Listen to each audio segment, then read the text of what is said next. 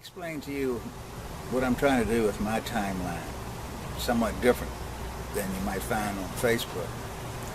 As I approached age 74, that's unfortunately about 3/4 of a century, I realized that so much happened during the 20th century part of my life. Being born in 1940, a lot was going on in the world. And the things I put on the timeline are those events that I actually recall either at the time or later and somehow put it into my life. And somehow I think a lot of this has affected how I turned out. The clearest example of how I was affected, and beginning in 1940, I have a very strong patriotism.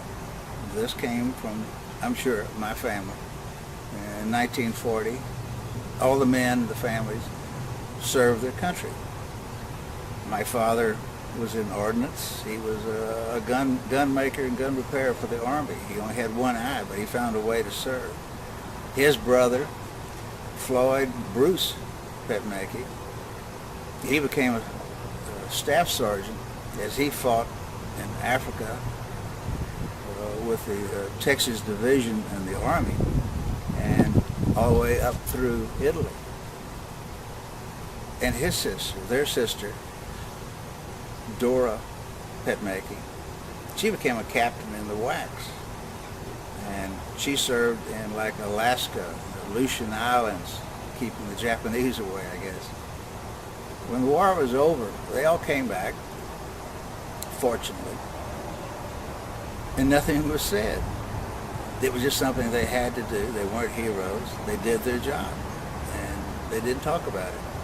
It's a little strange.